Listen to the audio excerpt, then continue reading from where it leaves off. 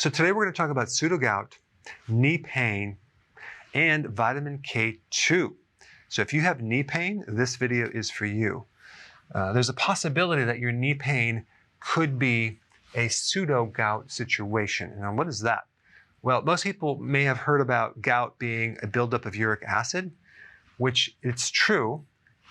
Specifically, it's a monosodium urate crystals occurring because the kidney is not able to get rid of the uric acid. And uric acid can build up and it can create a lot of problems in your body, kidney stones as well as gout, which is a very severe, painful, inflammatory process of your big toe. It can happen in other joints as well. If you have that, I would highly recommend that you alkalize your urine by taking potassium citrate.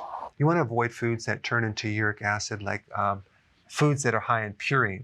Like, cut down on the beer. No more than a 6-pack a night.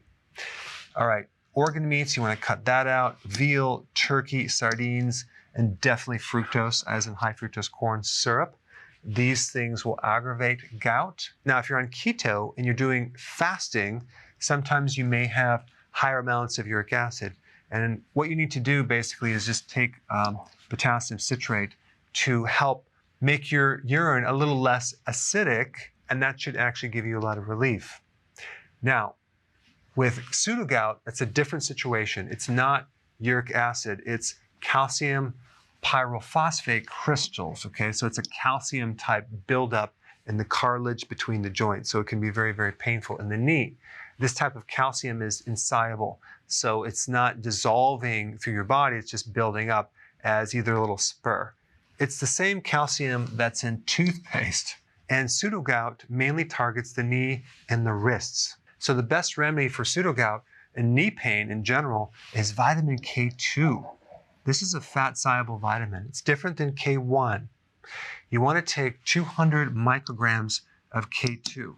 Now, K2 is a vitamin that is deficient if you're in a low-fat diet because it comes from food high in fat. Definitely beef liver has it, egg yolks, cheese has it. So when someone actually starts cutting down their fat, they become very deficient in K2. But vitamin K2 takes the calcium from the soft tissues and puts it into the bone. It removes calcium from places in your body that it shouldn't be, like in the arteries around the heart and in the kidney, and it puts it back into the bone. And as a side note, K2 works with vitamin D3. So you want to take D3 with K2. And the benefit of taking D3 is that vitamin D3 is an anti-inflammatory. So if you have knee pain, you're going to reduce the pain in the knee and remove the calcium deposits, which is building up as a spurring situation. So if you're going to take 200 micrograms of K2, I would take 20,000 IUs of D3.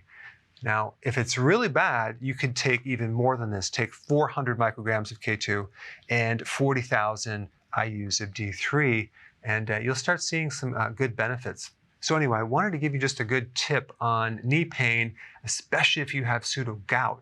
And even if you don't have pseudogout, you may find some great benefits simply because as the cartilage wears in the knee and you start getting calcium deposits, you have more inflammation, and K2 and D3 will work wonders for knee pain. All right, go ahead and try it out and tell me if this works for you. Hey, we're back. With another amazing recipe. No grains, no sugar, totally keto.